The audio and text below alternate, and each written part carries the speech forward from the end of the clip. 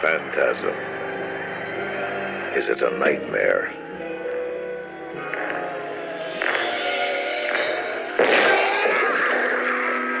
Phantasm. Is it an illusion?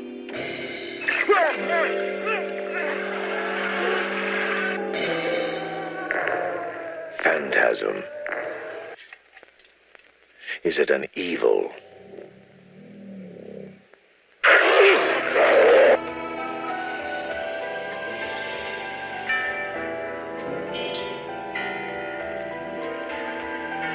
You have to take me home. But why? No questions. You must take me home.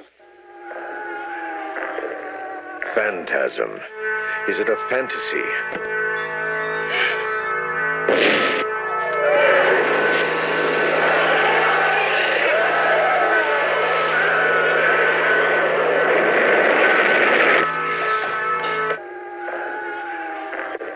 Phantasm.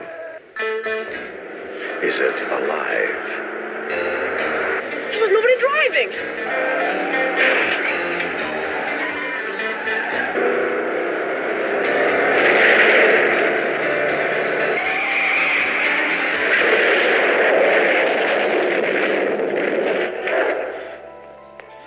Whatever it is,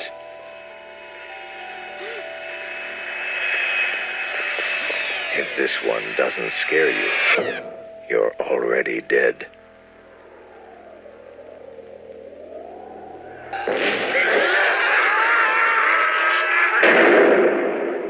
Phantasm.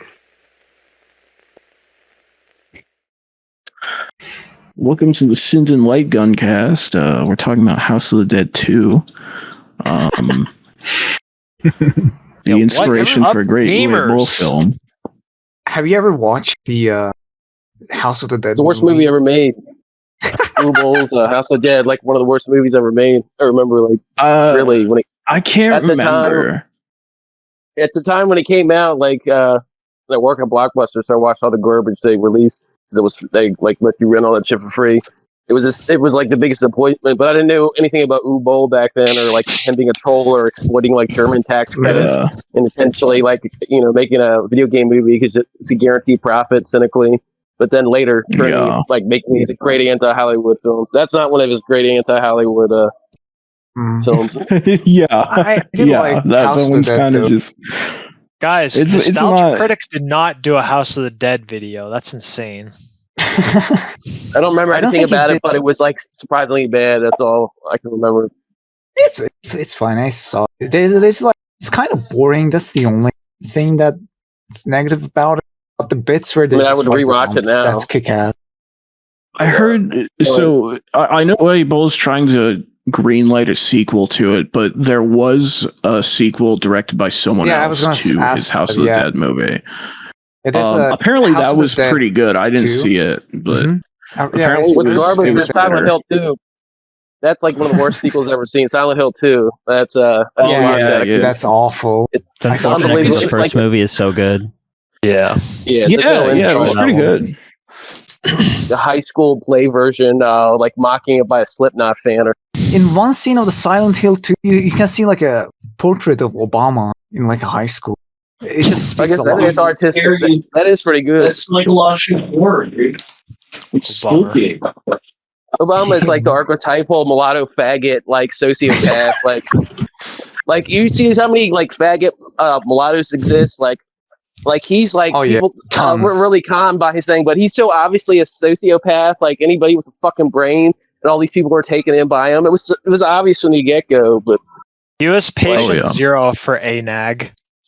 Yeah, dude. I was gonna ask, like, have you ever tapped black pussy in your life? No way. I would never do that. Like the closest I've been with non-white is my one girlfriend was part Indian. I mean, I'm racist that way too. Like, whoa, no way in hell. No black pussy. Well, okay, since we're talking about nigger sweeties. So you guys, I think this was you, Herbie. You posted this nigger sweetie from the latest Pokemon game. Oh yeah. What? Yeah, huge ass dude. Yeah, dude, and she's got like a crotch window. Like it like goes window frame that goes around her crotch and her thighs. Like they knew what they were doing, man. Yeah, dude. It's part of the Nintendo agenda to promote race mixing by putting sexy little brown sugar nigger muffins. Nintendo was gay when I was a kid. When I was a kid, it was the gay system because they wouldn't put the blood and shit in the Mortal Kombat and stuff. She had some cheat code. You have the cheat code to do that. Yeah. But it was I mean, it had better games. Genesis had so many awful games. The handful of games they had that were good were good. But Nintendo always had the gay, child-friendly bullshit. I mean, Nintendo got the cum version of Mortal Kombat. Cum. Everyone just like bleeds cum. It's fucked up. It's really gross. Yeah. I don't know why they didn't just like put no blood at all.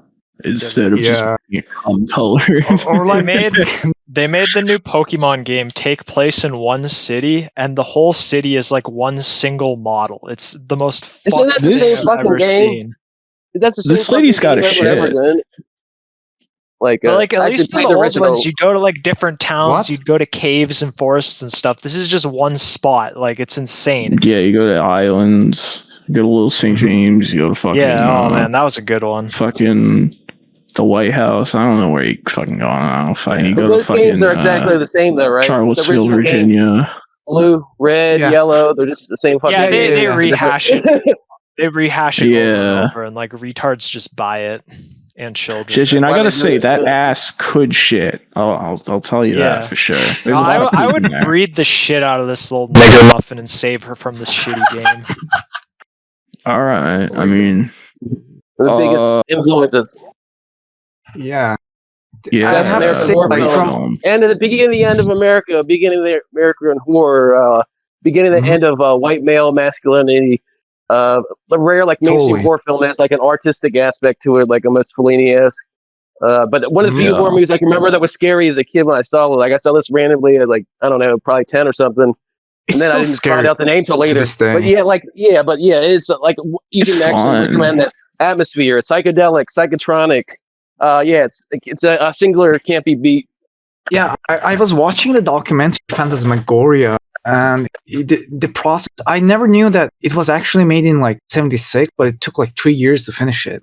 Well, Eraser was like that, like a low budget films. Like you got to work or whatever, do it on the weekend, so it takes forever to get. Like Eraser, it took something absurd 7 years to make.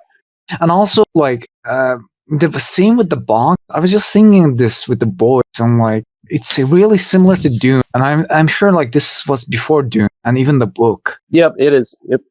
So how did that even make its way to Dune, and what that even entails in general? I love Phantasm. The film was never that big enough for it to matter. Probably it's not like with Star Wars. People that really like it, it's a little cult film little sense, but not many people know it.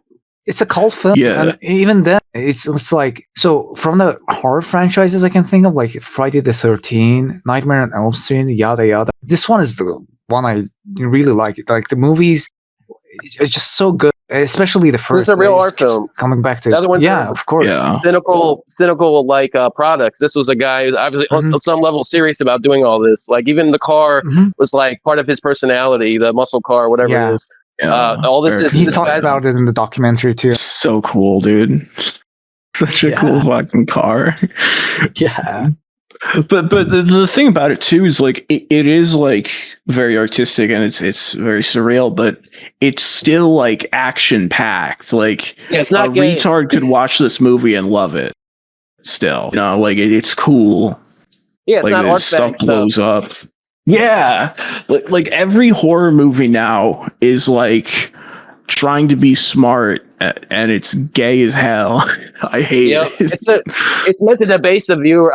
All that whatever garbage is just to debase the viewer, specifically white bourgeois or upper middle class. They want to psychologically destroy them. That's all this film. I mean, think about it. What else could these films serve as a purpose? And they're owned by Wall Street. A bunch of Wall Street guys started whatever the fuck it's called. Why would what do they have an interest in art films all of a sudden, these faggot Wall Street types? There's no way those guys are not gonna hit. Come on. What if we made a movie about white people being evil?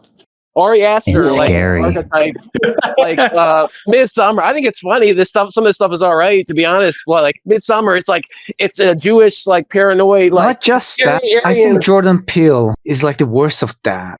Oh well, he's the other Blumhouse, which is even worse. Dude, like the worst of those. I think Jordan Peele. I hate him, but I will give him one credit for one thing. On his show, there's one bit where he like impersonates Carl Winslow, and he's great. He should have just been a fucking professional Carl Winslow impersonator. Well, he's just that would have been awesome.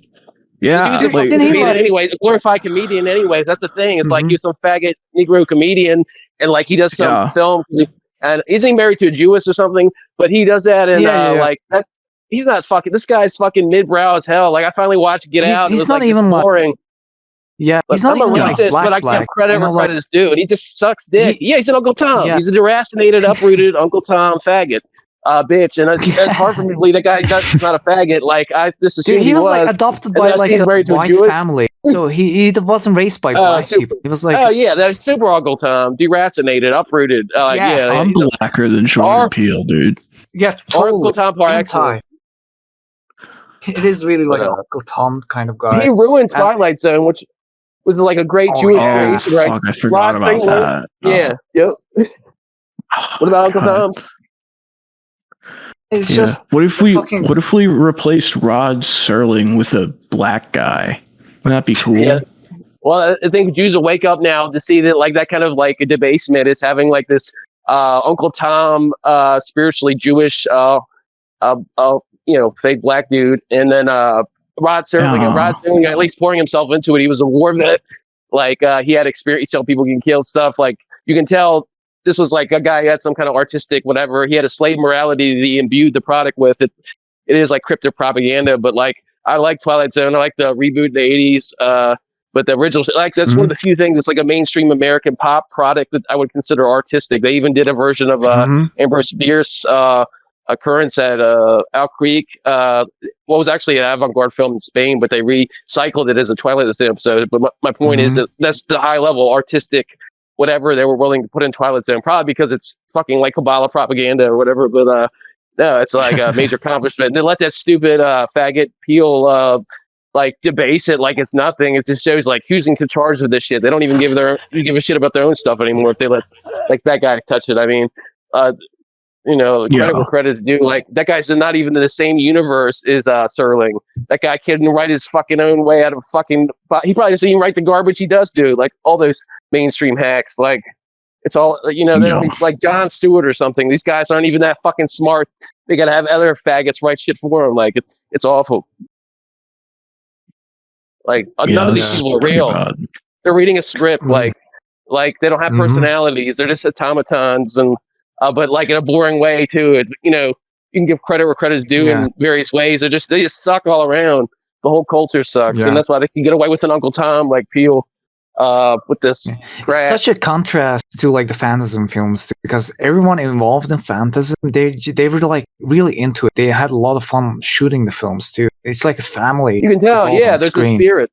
That's the difference. So that's I'll recommend a black horror film that's actually artsy, comparable to Phantasm from around the same time period. It's called Ganja and Hess. It's a neat, Afrocentric vampire film with a guy from Dwayne, whatever, from Night of the Living Dead original. This is an actual, all right, black art film, which has like Afrocent, whatever. It could form like white nationalists or stuff too, because it's a race, an ethnic type thing.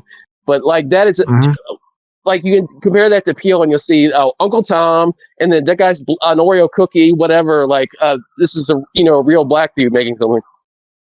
Yeah, and also like another guy I can think of that's like black author. Mario Van Peebles, was that the name? He made like something. Sweetback's badass. So I actually got an article published at a magazine like 20 years ago. Like as a college, I would just go against their assignments. So I like wrote this black nationalist article. So basically, argue, and I use that as an example of why, like, racial supremacy, racial nationalism argument. But I got away with it because it was from a black perspective. But that movie's fucking hilarious. He got his own mulatto son to fuck a grown woman and he got an STD from it. He's like 10 years old or something, and it shows it. Like, it's totally fucked. But because he's a Negro, he got away with it. Guess who funded though? It's like fucking Bill Cosby, Oprah, all these famous Negroes actually help fund it. So like you understand how blacks operate. They're full loyalty, even closet lesbian types. Like, but they all work together. That's what the spiritual lesbians that watch Oprah don't get is like when Oprah supported Obama's blacks, no matter what, are always going to side with blacks over whites. Whites need to fucking wake up. There's never ever fucking a time where non-whites are going to fucking not side with their side, even if they're a transgender freak or whatever. Like any type of non-white is always going to side with the other side. So that's how it is. Mm-hmm. So true. Yeah, I agree.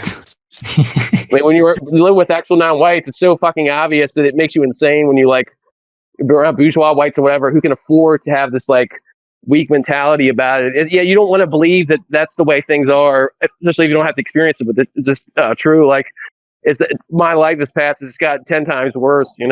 Just seeing on a day-to-day basis, and it's like a shit. The whole place is a shithole now, and it's undeniable now. That's the point. Like, even I'm surprised at how racially conscious people have become so fast. And my cynicism has always been here. I've had this perspective for over 20 years, and I've been racially conscious my entire life because it was never like something I could choose because I grew up around all non-whites.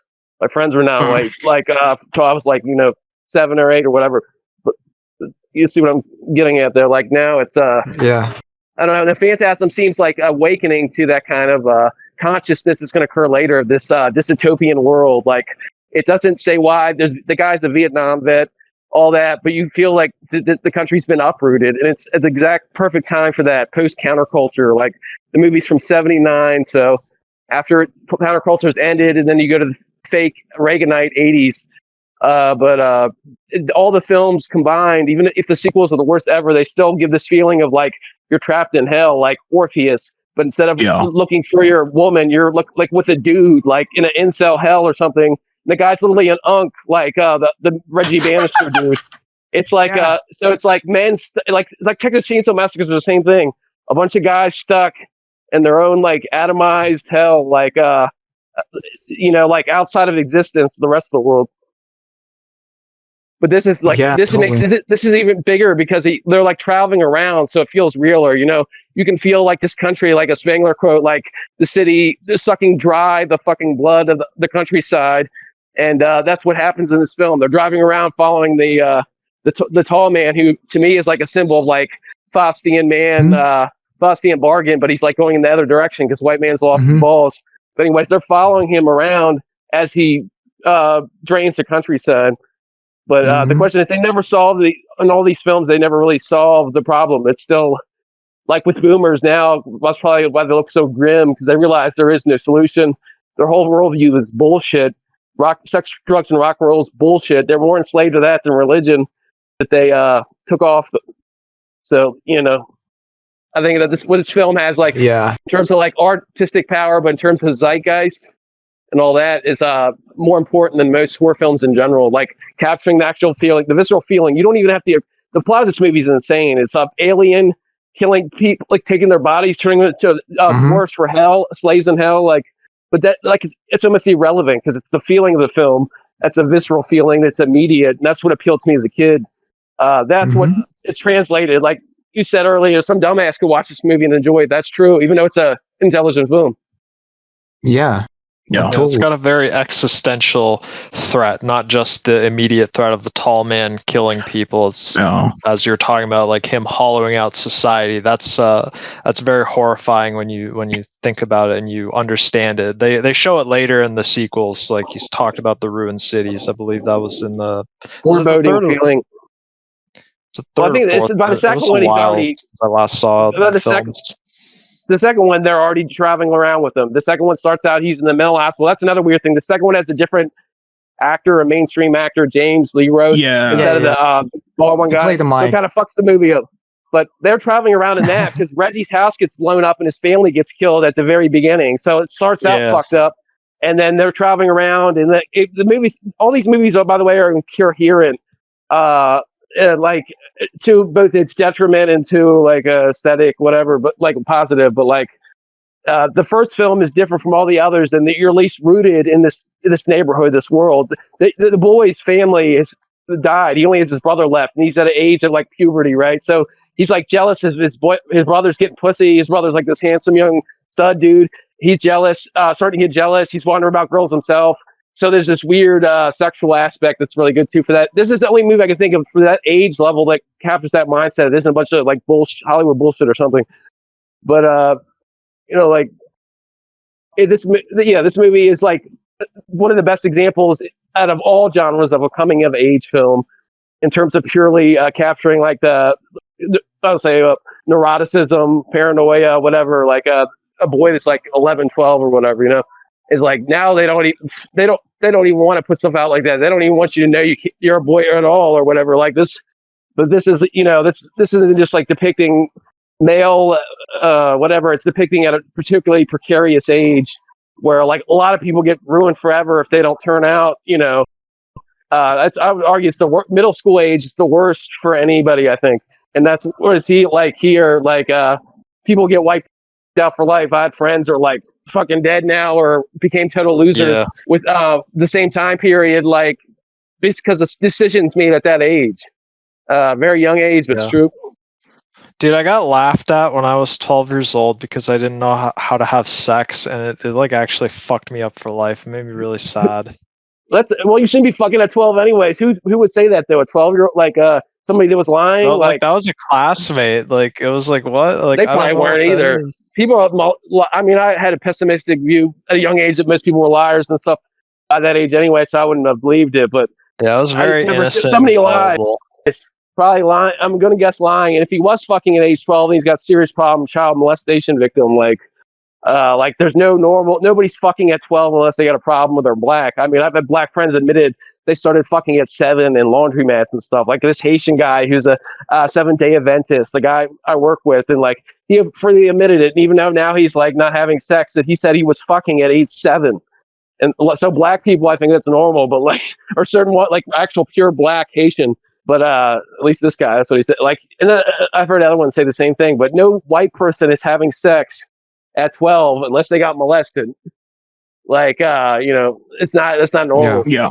The raped was striking out against you, Jeju. It's okay. Yeah, no. Like looking back, I'm like, yeah, that guy was either full of crap. Like, I'm much more pessimistic. But back then, I was so innocent, and like, I took people at their words, and now I'm like, wow, I was a fucking retard for believing anyone.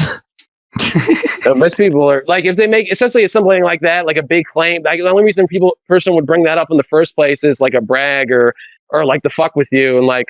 There's people that are just assholes that'll just lie for fun, like whatever. You have to know the kind of person. That's how you have to go up with any person you talk to is what is their angle. And I mean, at that age, it's like whatever. But people are the scummiest at that age. I can remember. I knew fucking retarded wigger trash piece of shit that I beat up, or like some guy faggot that I hated in football, preppy dude or whatever. Like I hated those people when I was 12. But like when I saw them later as adults, no big deal. You know what I mean? Like people are like the scummiest at like in middle school age that I can remember. Like, I don't know now because I'm older. It seems like even worse. Like everything's stunted behind. So who knows? But it's still the puberty age, no matter what. No, it's like, way worse because you got kids doing like YouTube dances for their class project, and people will be like, why are you homeschooling your kids? Don't you want them to have these social interactions? Otherwise, they'll turn out weird. And like, I have friends, their kids are homeschooled, and they're like very intelligent, articulate. They have good social skills. They're polite, and like they have no like problems that I can readily rattle off. And then like I go outside and I see like the people that are in the public school system, and they're just mind raped. That's I mean with the public school. The benefit though is the people who go public school would be destroyed by some like piece of shit, depending on what kind of school they go to. But the whatever is like you should experience a certain amount of like badness or rough or toughness or whatever, or bad people. I don't. You shouldn't have to, but in this society, you have to. Is what I'm saying. Like, it's not good for your benefit. Like, they have. Yeah, I can only imagine being homeschooled, and all my time in school was like wasted, like intentionally being bad, having fun with my friends. I hated school. I fucking hated it. When I was in elementary school, I just decided to stop doing work until they figured out I wasn't doing it anymore. Like, I literally said, "Fuck it, I'm done," and I stopped like doing all the work in school. Like, that's how much I hated school from a young age, and like. I somehow graduated college only because it was easy. I didn't want to get a job. And that's a joke. See, I didn't even learn how to write till after college, basically starting school at cinema. You can tell, like, I literally didn't. I just taught myself how to write purely, like, as an adult, like after college, basically. That's I didn't fucking my dad's never read a book in his entire life, right? Like, I didn't grow up around any of that shit. So, like, this can tell you, it's my never dad would too just late. read porn magazines. And like, I mean, that's porno is like just boring to me. But I told my dad some, but I don't know whatever. I just saw in the drawer once when I was younger. But like this Playboy era, where it's like a fucking glossy, garish, like beaver shot, like Harry Beaver shot, like. But it's like Don is like, you have sex with women that way. That's what's bad with pornography. Nobody says is it has nothing to do with actual sex. You don't do a fucking close up of some woman fingering herself, like when you have sex. Like what? Like the angle, the perspective is absurd. Like if that's one of the other reasons it fucks you up. Assuming it'll fuck you up, but like it's like yourself, buddy. Yeah, I'm not up. It's on my mind. It's like supposed like it's like I guess supposed to like create intimacy. Like, oh, you're looking at those parts of her. Well, it creates an artificial fake version of sex. So when you go to the real thing, it's like, it's that's the negative thing. Porn would be less detrimental if you like watch it after you've had sex, I guess, or something. But like, imagine, you have this perspective for years. It's totally wrong. Like, and you can tell that people don't like fucking in it. Like some of these older porns, you can tell like the girls are into it or whatever. But like, it's like somebody move in this position and fuck fakely with the guys on Viagra. They can't get their dicks up because they're drug addicts. And I mean, that's how it has nothing to do with like even real sex. They're having sex or whatever, but it's the most soulless. You can tell looking at the people, they can't even pair bond. Probably they look so scummy, fake tits, horrible tattoos. I mean, it's grotesque. Like lighting is like a cafeteria. You feel like sterile, like you're at a hospital. No, it's disgusting. Clinic. Yeah, institutional. Clinical. Yes. Institutional. Yeah. Yeah, like it destroys sex. Like I also put it this way, like I'm not spiritual. The most spiritual I've ever had is like sex, like whatever. But like the actual anything spiritual at all. So like Christianity and porn do the same exact thing and destroy that. Like destroy any transcendental feeling to like sex. Like they try to dead it, make it into something cheap. That's what porn's really it's up to. What the point of it is, aside from breaking people's minds so they're permanently ruined. That's the real intent behind it. Is also to fucking make you fucking not a man. And make you this fucked up. Like you don't have like you can't pair bond with a woman, or you don't get the full feeling because there's no way jerking off is ever going to be good as having sex. I'm telling you, like, is this not like it's a different thing? It's like athletic or something. If you're like some dude that like you get that gooner shit, but it's not the same. Like there's a totally different thing. It's not the same. It's way better. You put on a VR headset, you put on a headphone, and it's like you're transcended, bro.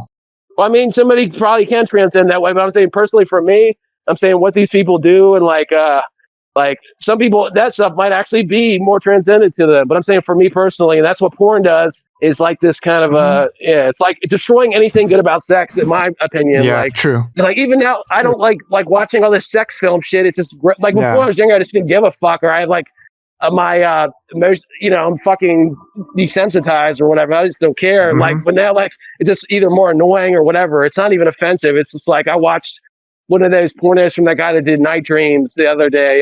Was it? Or it's like Punk Aesthetic. It's called Cafe Flesh. Yeah. Yeah, it looks good. It sounds good. But I'm like, what is this? What mentally ill person made this? Where they were like, let's get a close up of this woman's pussy with like makeup on it, eaten by another woman. And like, what's up? And they admit they didn't eat. They hated porn, and they did it intentionally with intent to like, like fuck you porn addicts or whatever. But like that's true. The best porno are literally all anti-porno in the sense they were created by auteur like Roger Watkins from Last House on Dead End Street, AK like something like her name was Lisa, and it's because it's an artist that was like a corruption, money. Like mid-90s, all good shit.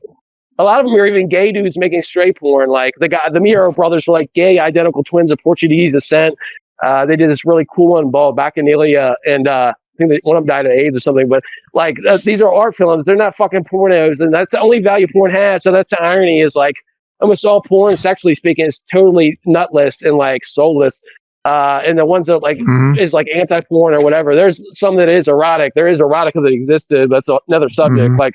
But that's a way harder thing to do, like something that's actually legit. Yeah. Yeah, basically. It's just I never could get into it. It was always like disgusting. Even like if you want to get excited or whatever, I always find that the Japanese have like more healthy attitude towards it because Japan already is like a Eros country or whatever, right? It's very rooted in that kind of stuff and it has like these centuries worth of history regarding to it. But like AV is like so much better than the Western shit. Like it's like it has a more healthy attitude. It's like more realistic when it comes to standard shit. In like what way? Because I'm not as familiar with this.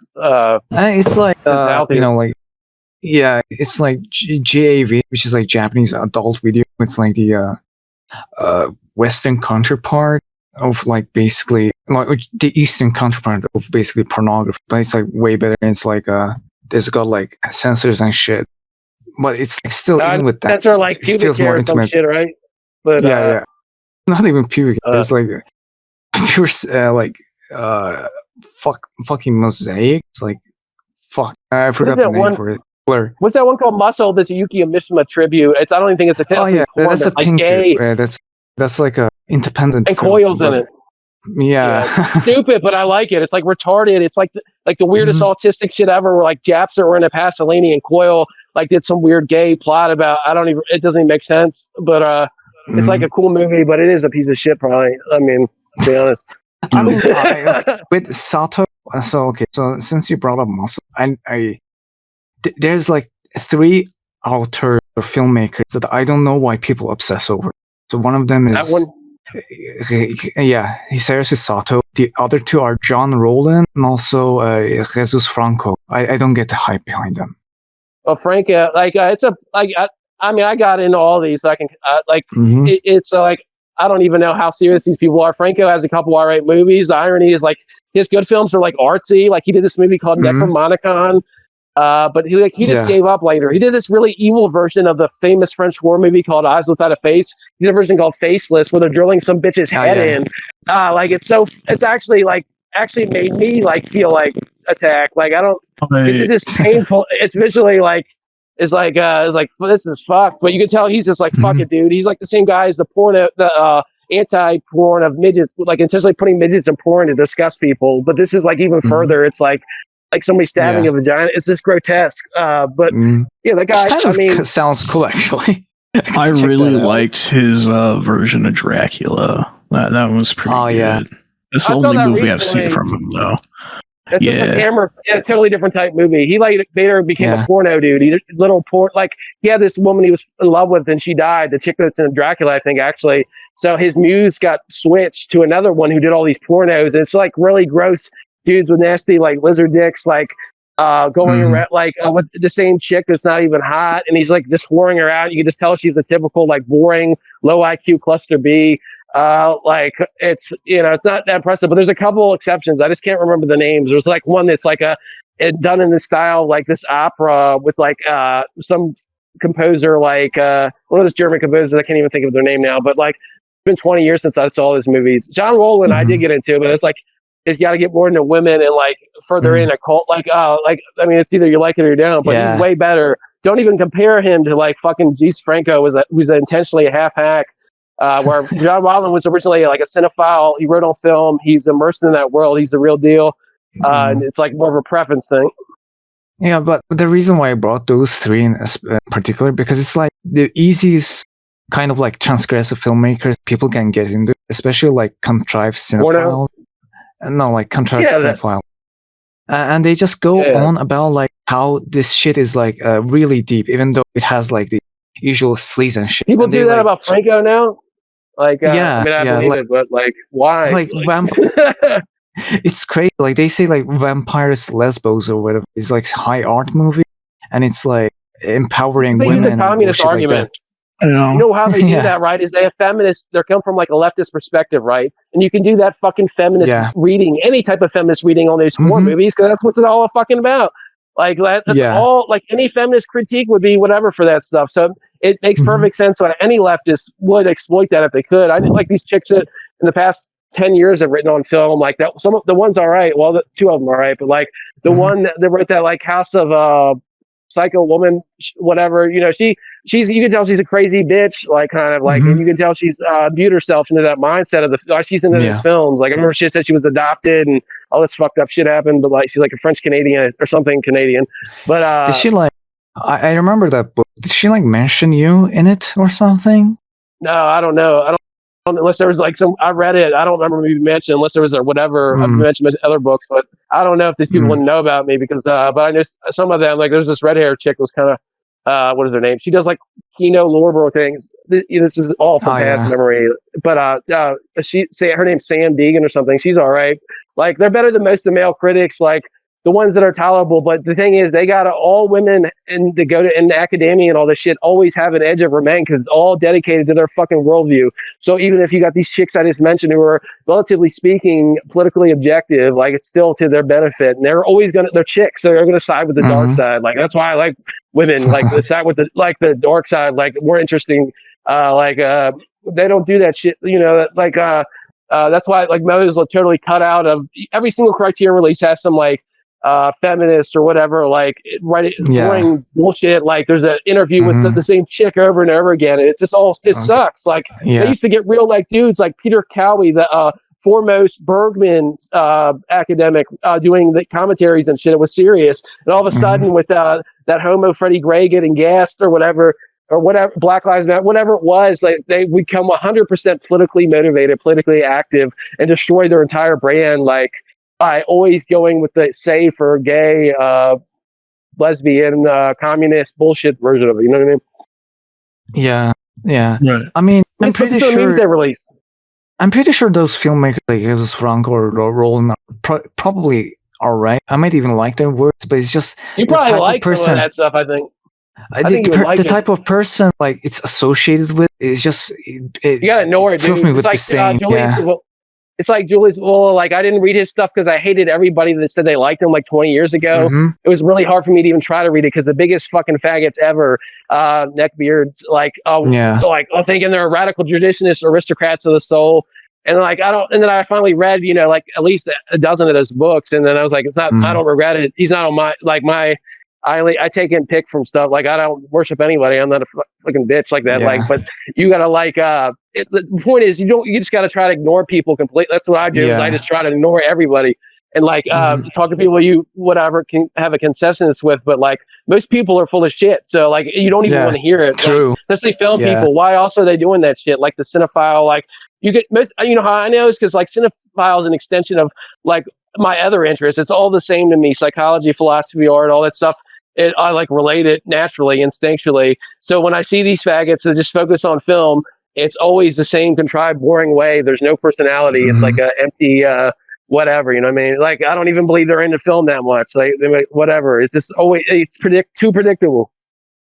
Yeah, and with my case with Sato in particular, it's like everyone who talks about his films. I've seen Muscle and all the like. I really didn't like Muscle. There's probably 2 or 3 movies by him that I like from the ones I've seen. One of them was called Lolita Vibrator Torture, and it was just such a. Whoa. Despite the fucking title, it's actually a really good movie. It's not even like. But he did a Kafka movie with like bugs or something too, right? Like weird homo bug movie. I can't remember what it's called, but I saw it. It was like a Kafka. It has Kafka rent for like a direct Kafka, like turned into a bug Metamorphosis. Scenario. I think so. In the Inner Skin, something like. But I haven't seen that one.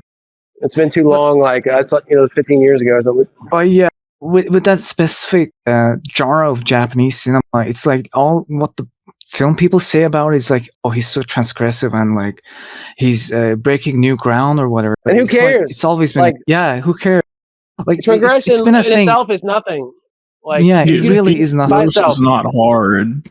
Yeah, just figuring out the line and breaking it. Yeah, it doesn't even have any depth, which people say that, oh, he's doing this because it's like he's going against Japanese norms, even though I'm probably sure he doesn't think that way. Yeah, that's the mainstream view anyways. What is the mainstream view been in America since the late 60s? If you're in academia or anything, if you're supposed to be cool, well, you're mainstream. You have to be a leftist by default. People are even being gay, lying about their views, because I'm old enough to remember where, nobody would ever admit right-wing views hardly. So it's the most bullshit conformist position, and you got the fake insurance of like pretending because it's leftist, it's rebellious. That itself is a lie. Like all real art is right wing in the sense that it's traditional. Even like the great painters, all that bullshit was funded by fucking churches and shit. Like it's like it's based on an artist's perception of their cult, but it's deeply rooted in a religion, a race, a nation, whatever, a culture, whoever the people are. It's not some fucking deracinated Hollywood bullshit where some asshole has like a corporate meeting and they 10 different women takes forever to decide the same dumb thing. Like that's not what it, it's a lie. Like so I'm automatically suspect of anybody that's like an active leftist artist in the sense that like, for one, that's beaten to death. That's fucking done. There's nothing to be left wing about anymore. So those people, like, cause they're almost never, there's no way in hell they would ever take the other position because it's spiritual disease. To me, a true leftist thing is a spiritual affliction. Like, I don't believe it. At a certain level, like, there's no such thing as like leftist or whatever. It's like a certain mentality of person. I grow up in a rural area. The second part of my childhood, I was around like actual Christians and stuff. It wasn't cool to be anti-Christian. I was like, but I was always the way I wanted to be, you know what I mean? So, but I know that the mentality of like the people that were like leftists back then were the biggest faggots ever in my area, the biggest fucking pussies, the biggest wage traders, the biggest bourgeois assholes were all the leftists in the rural area. So I know what a real leftist is. And like, this shit now is this, I mean, it's so gay now, it's unbelievable all around, to be honest, but it's like, it's meaningless. It's so like the most ostensibly right wing person now is like left wing compared to back then, Yeah. Oh yeah. Dude, every right winger these days, I just can't stand the fucking new views they've developed. It's so fucking. They play the victim card now, which is like, I don't know. That's slave morality, Charlie dude. Kirk That's died. Nietzsche. Yeah. Fucking, Bro, they got slave morality, like mentality. Tis better to rape than be raped. Yeah, exactly. Yeah. Like, dude, Kirk died, and every single person is like, "Oh my god, that could have been you. Leftists are gonna kill you. They want you dead, bro." It's such a gay mindset to have. Like, oh my god, you're like, well, there's different types afraid of them. trannies. There's people that are fake. There's people that are opportunistic. There's people that are gaslit, because that's what this is called. All these the tragedies, whatever you call them, cause people literal brain damage. Which makes it easy for gaslighters to gaslight. That's the whole fucking point of like shit like 9/11. That's what it really is about. Like the force, it's literally magic, forcing your will on somebody by fucking their brain up. And if you've ever been with a cluster B woman or anybody that's fucking like on that spectrum, you'll know it's obvious what they're doing. And they're so evil. Like a lot of them are stupid anyways that they don't even know they're doing it. Like, but they're doing it. Trust me.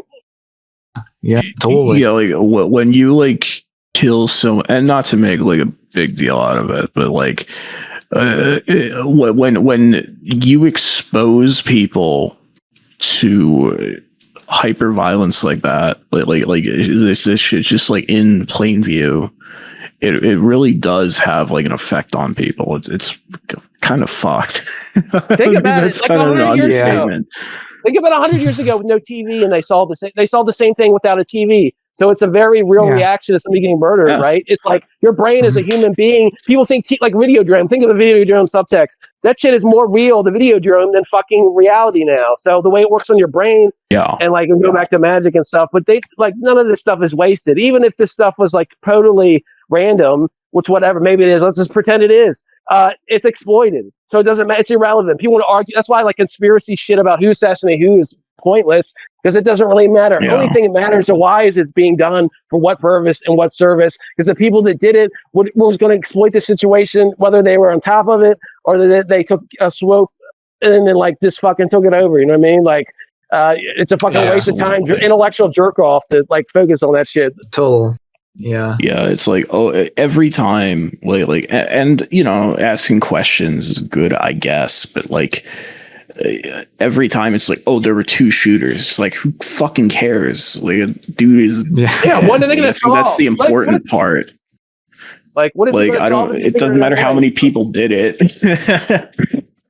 Yeah, like it doesn't solve anything. It's irrelevant. Like that's what most of the shit online now is people like flooded with garbage information that's worthless, having fucking mental breakdowns based on that little bit of information. And the hard thing is, it's like to be able to keep your eyes on the pie or whatever, keep looking past it. Like almost everything I encounter, I have to like instinctually block out. But like I in a way had a advantage of like seeing this shithole world before a lot of people. So like desensitizing myself to like barbaric blacks or something. Like I saw that shit. Like I knew about horrible shit as a little kid, like unbelievable stuff. Like even if you tell an adult now, so like you know what I mean. But that's how it's operating. It sucks that you can't be like a white Amish person now and just like live in freedom of like peace of not dealing with barbaric Negroes or whatever like problem it is. But like no, I'm saying. But my point is like you can't afford to be white and pure anymore if you want to do it or do anything at all, unless you or even survive and like ignore it. That's why I hate leftists and communists is they make excuse for Negroes for everything.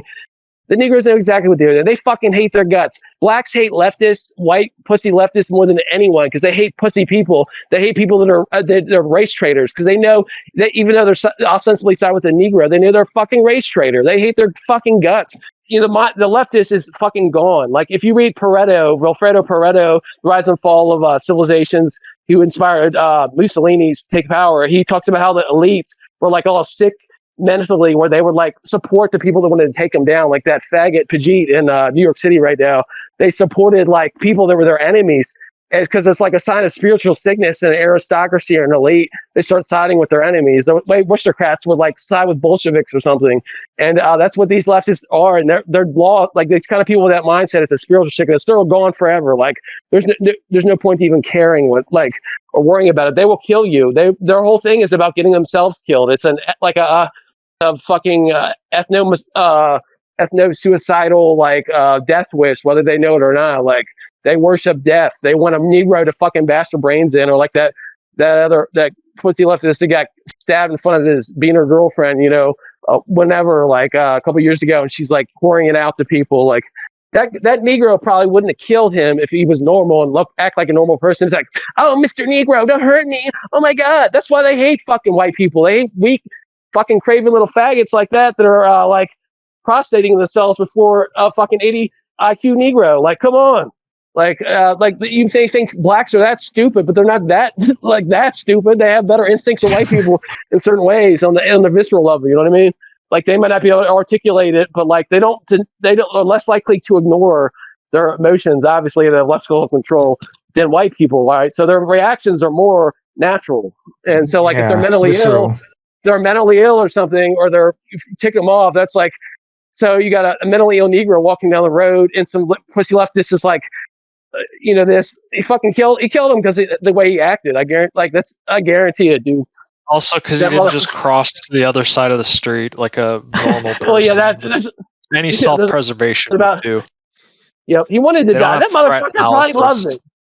He died he wanted to be a martyr. He wanted something like that to happen, because why else would somebody be that way? It's like it's this deluded, narcissistic, like fucking manic depressive or what so on the scale cluster B more whatever, like this kind of like suicidal wannabe martyr, like leftist whatever. These kind of guys, they pretend they're totally altruistic and selfless, are the most like scum, parasitic, like gross, weak, disgusting shitheads of all time. Like that guy. Like if like the worst type of male to be around is that. Like they really make you fucking disgusted to be around them. If you're like, I can't be around them without wanting to, like, I'm not gonna say anything, but like it's like these they fucking they're traitors. They're fucking like innate traitors. You can just they'll sell out their mother to a Negro just for the pleasure of it.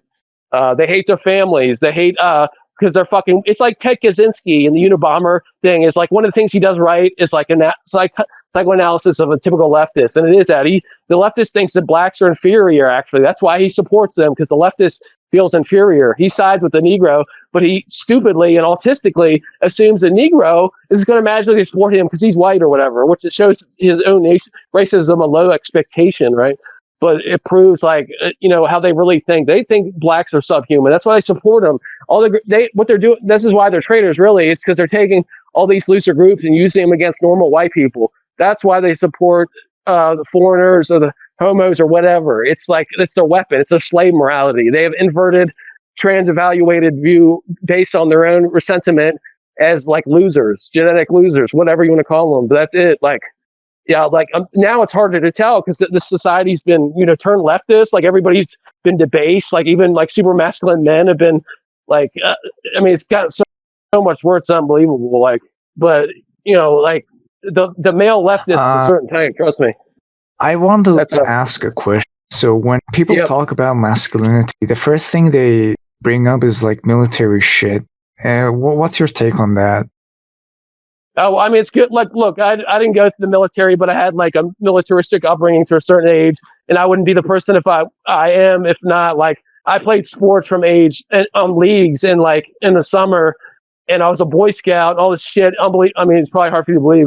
It's from age 5 to like a teenager when I became too bad and just focused on skateboarding and had a huge falling out, like basically ruined my life. So I was actually good at like soccer and but I played mainly soccer and basketball and football later. And it was like football is the dumbest sport ever. Like, do not recommend. But the thing, sports teach you things you cannot learn like as an adult. Like even though I hated some of them at the time, depending on the sport, certain ones that like certain things about like psychology. Like you can tell these fags online are like theater kids, because they don't have basic understanding or like about like honor or treachery or whatever. These guys that online, they're talking about masculinity, they're fucking theater kids. No masculine guy is going to go online doing that. If you really think our true like Chad masculine dude is going to write faggot masculinity messages online, no fucking way. Like, come on. Yeah. You told me. Like I don't even whatever. Like I'm into like all this art fag shit and stuff. I can fuck up all those guys. I miss all of them easily, like any of them. And I would never write shit on masculinity ever. And like I was brought up not because I'm necessarily that masculine, right? But I've been around actual men that I'm like, whatever. Like I've seen it. A lot of people have never even seen it before. They don't have the discipline. Being brought up in like some military. Like the thing is, even like I have relatives that were police and stuff. Like why on SWAT teams? And I'm told that like the military now is a joke anyway. So like. SWAT team is either like football practice for a kid or something. It's not, they have fat women in there. Come on, they have no standards anymore. So like, it's not the same military, but like, my dad's side, they like going to war. These are people that are like, literally it's considered an honor. Like that's how I was brought up. All right. So like totally different from a leftist pussy mentality. And I can tell you like these guys are liars. They're con men. They're charlatans. I was just mostly talking about from the perspective of someone who, like, I don't know, is obsessed with the Gulf War or Iraq War or whatever. Because the jarheads, I don't know, people like that are often like, as soon as they come back, they just transition. And also, like, they got probably here. I'll tell you why. Pretty gay, like, their brain is fucked up. See, the way drugs and sex and war are the same is they change their brain chemistry, right? And their brains are probably fucking whatever from adrenaline. I know people that grew up around, like, I know the type of person, they all have PTSD, right? So I got hooked on opioids and shit later. Like people I know that were in the military, like that's like they all died or whatever. These guys are like brains are fucked forever, but like it changed your brain chemistry. You're ruined forever. If that's what it's why that's why they're putting the transition crap out there in the first place. Is they're hoping people that have problems are going to latch onto it. And these guys would never ever do it unless they got the opportunity. Is also it's probably it's forced. It even like I think it's more damaging than fucking heroin. I'm gonna lie. Oh, it probably is. Like experience with like hard drugs. I can like tell you that in the spiritual elements or whatever. Like I've gotten off fucking. I just did it. Like it's a willpower. Like it's easy. I did like the hardest stuff ever just for fun. Like it's willpower. Like most people aren't weak enough. It does fuck your brain up, but if you have the willpower, it can be better. Like say you're fucking really autistic and you take a bunch of speed, fucks your brain up, but it helps you like in some ways, and you're less autistic. You're less likely to be neurotic or care about stupid gay shit. You know what I mean? Like it's like the stereotype. I'll take that. Yeah, like that's that drugs are good, but I don't recommend anybody. They work, and most people that ruin, like fuck me up too. Like, but there's like you have to know when to stop, and it's hard. Most people can't stop, or once you start using for a while, you get whatever, and there's all these problems. So it's not worth it. Like, and the occult idea, like some people have that it's transcendental. It's only transcendental, and it's like to open the door to that direction, but it actually make you less likely to get it if you're a fucking drug out of your mind. You want to be clear as possible. Everything that's organic is the best always. And those Native Americans that like the stereotype of them doing psychedelics, that was actually brought in by some like fucking mulatto or half-breed chief, or like a half-white dude who like he was trying to figure out the religion of his tribe. I can't remember who he was or what they were, but he figured like speculated, if I use psychedelics, maybe we can catch whatever. That peyote shit or whatever is just made up crap, recently made up because they lost contact with their spirituality, not because they're getting back into it. That's a lie. Like that's what these drug people want to tell people. Like people like Elon Musk. I can't imagine how it affects somebody like him, but like I've never tried this kind of drugs they're into, but they're now doing homo drugs. What is that fucking shit that Michael Alec from Party Monster did? It's a tranquilizer for pets or whatever. No, now poppers are like for it's like a tranquilizer for vets and stuff. But they're like giving people prescriptions ketamine. And like ketamine. That's it. Yeah, I've never actually done it. But all these like tech people apparently on it. So these people are probably possessed. Like these guys are autistic as shit, dude. Like there's no way they got the kind of willpower to like control over it. So they're probably being guided by people. Like I'm telling you, somebody's like hard drug use history, but like has a history like using my body, playing sports. There's nobody like Elon Musk is ever going to make it out of that. Like it's not going to end good. Like I don't care how rich that guy is, he doesn't got it. But like to know all these guys, look how bad what's his name looks. Peter Thiel. He looks like he's gonna blow up with AIDS any second. That guy is fucked in the head. Like you've heard the stuff he talks about, like transhumanism. Like he sounds straight up just demon possessed. Oh yeah, no, he looks like it. Like I know some of you guys aren't like religious or anything, but like this is what fucking weirds me out about these billionaire people like Thiel and Elon Musk. They like aspire to be the Antichrist. Like they think that's really cool. No, it's even worse. They're pretending, they're like projecting. They're like, she's like that dumb girl, Greta is the Antichrist, not me. So it's sadistic. It's sadistic, like projection. It's projection. It's the most evil. It's intentionally so you know that he's doing it because he's that evil. He's such a faggot that he's like, look, I'm actually doing this evil shit like a little faggot. Like, what I like about Peter Thiel is that he's from not only the historical like Jewish area of Germany, but he's also like looks like some brown shirt that got fucking killed in long knives. Like literally, like let some of those guys like know that he's the biggest Shabbat. He looks like human history. He reminds me the way he looks. He reminds me of York Butker a bit. Less Nordic, but yeah. What is that city he's from? Fassbender did that movie, Shadow of Angels, that set in the same. It's a historically Jewish area, but he got like fired because it depicts like it's the rich that cares like a rich Jew. But that's actually how they brought in German emancipation in Germany. Is there was that Cremo faggot, Cremox or whatever from France was a Freemason, set it up in that part of Germany. The back door, gilded masonry or whatever, and what's his name? So it has like symbolic meaning that he's a Shabbat Goy. I mean, this might be an accident, but Thiel is from like this historically Shabbat Goy city that Fassbender is connected to because he got fired from the government for making an ostensibly anti-Semitic play about a real life Jew that was like making money off like a slumlord black marketeer. That's also the inspiration for Year of 13 Moons. So there's like a deep, rich history there. And the fact that Thiel's hovering above it. And I also found out that Karp guy, that Jew mulatto, whatever he is, high yellow Yiddish, that guy's in Fassbender too, like writing about Martha. So these guys are actually like connected to stuff we've done on the show and stuff. Like weirdly, I don't know like what interest they were, except the guy's a homo or something. I don't know anything about him. But apparently he like studied in Germany and the Frankfurt School under that one that's not Jewish. What's his name? That's like shitty philosopher, and then Frankfurt School philosopher, and he studied Fassbender's like Martha, like in this autistic nerd way. Like I like Fassbender because it's like it's visceral. I feel it. It's there. Like it was a natural film. As soon as I saw first film I saw was Maria Blahn. I was like, this is the filmmaker for me, instinctively. But it's like typical autistic upper class, like disconnected from the actual material, intellectual bullshit. Mm-hmm. It's nuts. Yeah. Well, I see what go, but I don't have much confidence they'll win. These guys are autistic, so like they'll fuck up. You know what I mean? I mean, I'm autistic myself, but like not at the level these guys are. It looks like they're like scared insects or something. Like no, you're like a healthy unk. They're fucked up. They're far gone. It's upbringing. Don't I'd be the worst, even way like the most fucked up person ever if I didn't have a certain upbringing. I know the benefit. I would even say it's like Dexter. Like I'm not Dexter. I'm not like that. All right, but like I understand. I know who's evil. All right, like I know. Like I'm gonna say I'm evil, but I don't fucking bullshit. Like passenger. I can see through I can see through these motherfuckers like in a second, like because I was brought up and around bad people all the time too, like street smarts, and that's way more than any education in the university or whatever. Like that, more like I said, I didn't learn how to write till I was like 20 years old. So, and you can look it up and see how shitty those like first things from like 2008 or whatever are from. Like I literally just taught myself to write by reading. And that's amazing, like very inspiring too. But I was gonna say, you know how. Yeah, totally. I don't know what the words mean. Even better than like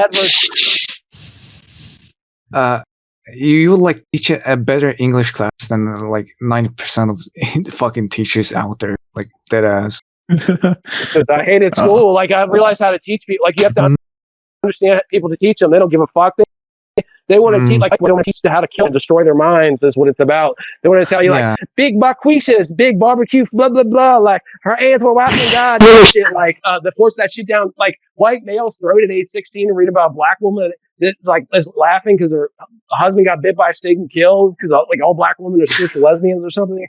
Like, this Oprah Winfrey-ass type garbage. Like, what else is they teaching this trash but to make you fucking not want to read and hate everything and hate yourself? Like, and why there's so many trans. I can only imagine how that shit is, like, you know, for younger people, because it was awful when I was young, when things were way less fucked up. Like, it was awful then. Like, making us read fucking Black Boy by Richard Wright, and like, I mean, I didn't read any of that, to be honest. I would just fucking pretend I read it. Like, you know, like that's what you learn. Not only it's how evil all that shit is. It's all fake. Like, if you at least have the perspective to know it's fake and bullshit, you're less likely to be destroyed by it. But most people are too late.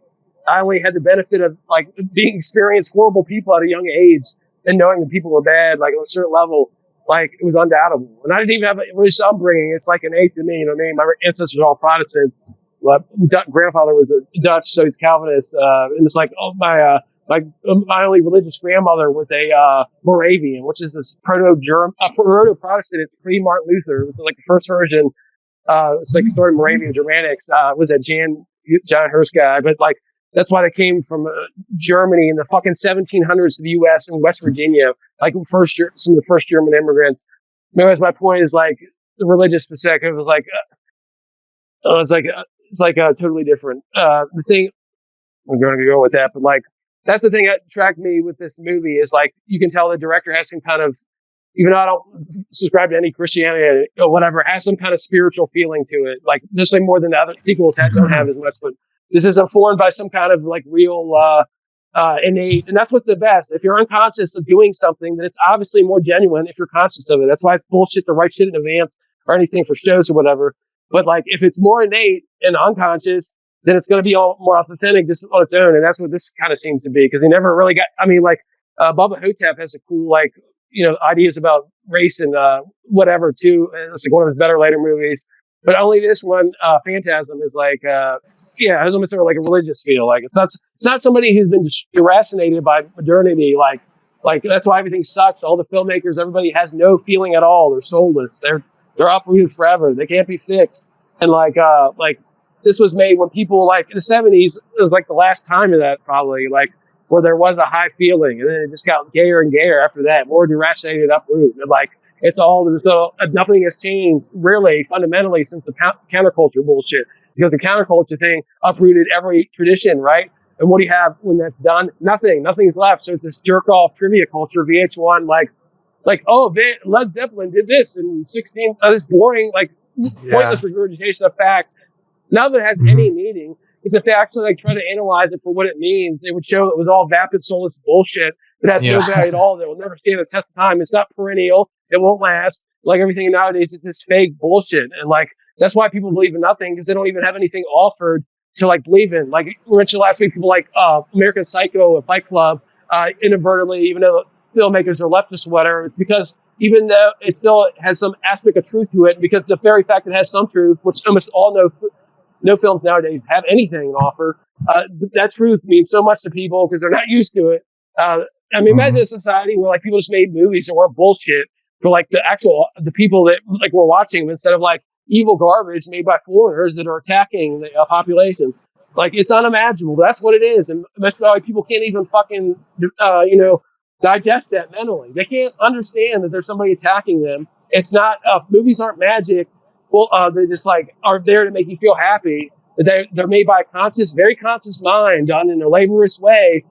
Everything is very strategic. Even the angle of the shot, the style of shot, whatever. Everything is intentional. Like, if somebody's made films myself, but like, nothing is meaningless. So there's even the most boring bullshit, there's an intent by it. And our society, the intent is this evil boring. It's like the deracination process, make everything boring and soulless. Everything's boring and soulless and neutered. It can be controlled. That's why, people in charge is they've destroyed everything that people need fundamental for life. Love, like sex, religion. Those things made it so they couldn't be controlled before. Now they can be controlled by everything. I'm afraid of I'm still here. guy. My mommy came home and was asking me if we have Indians, but I told her I'm recording my little radio show. That's what I call podcasts, online radio. Yeah, shows. Being racist on the internet. Mom, fuck off. Yeah. Yeah, no. Podcast is this pretentious name for radio show? Yeah, like it's the difference? Is this just exactly the same thing, just different, cheaper, like like it's finally democratized. By the way, media, hardly anybody's exploiting it. That's another depressing thing. I'm old enough where like media was really controlled by everybody. There wasn't no fucking YouTube or whatever to express yourself the way, in the early 90s, the way you can now. But nobody takes the opportunity but to spew out garbage now. It's like, that's the sad part about it all, is like never. Well, even early era YouTube, it was still fun because they really put the you in it. Like, you could just be like, hey, here's this video game. I think it's cool. Well, like, you didn't get banned. That's not all the creative stuff. Yeah, all the people are stuff afraid back then. Well, that's why irony is such a problem in like media now. Yeah. It's like people are just afraid to be genuine. It's a coward's school. Irony is cowardice, form of cowardice. Exactly. Like, irony can be good, but it's used for cowards to be cowards, and like they never say anything like a mangina, like soy jack type. It's like, I'm a little fucking faggot. Isn't that cute? Will you let me touch your pussy? And no woman wants to fuck a guy like that. But these guys think that mangina shit like sells anybody. When they like, she's gonna go fucking Negro or somebody else like behind their gay ass back, like somebody watching fucking Stephen Carell or something. Well, people don't want to be like, and that's why they're so afraid of being like clowned on. Like that's why we can't have today a VGN or Nostalgia Critic, because the modern internet culture is too narcissistic and self-loathing for those kinds of things. Well, and that's part of why I love Phantasm so much. Even the sequels, and like, like. The fourth and especially the fifth one are not great, but like they're so sincere. It's not bad, but it's like, it's definitely a drop in quality from like the definitely other the first. It's a universe. It's a universe. It's like a underworld universe. I'd highly recommend the documentary. What was it called again? Phantasmagoria. I mentioned. Yeah. Yeah, it's a book too. You see these, you see the guys talk about it, and it's like you never see this shit. Like it's so rare to see people genuinely enthusiastic about like the art they're making. Yeah, and just like, especially like for this. I mean, like this started in like the 70s, and these guys have known each other and have been making these movies since like I think the last one was in 2016. It's crazy, and it really shows in the product. And like I said, the last one, it looks like a freaking like YouTube video, but they gave a shit, and it really does show. Yeah. Even like indie productions with people like who are supposedly into movies, when they make shit, it just comes off really forced, kind of like masturbatory. Even that witch director, it's about themselves. Yeah, even he's fucking fake art film bullshit. Like, I mean, that one Bright Northerners was all right, but like, there's a fakeness, fucking authenticity. He was raised by like a fucking with no father, apparently, by the way. Like, I don't even think he knows who his father is. He's like a sperm donor kid or something.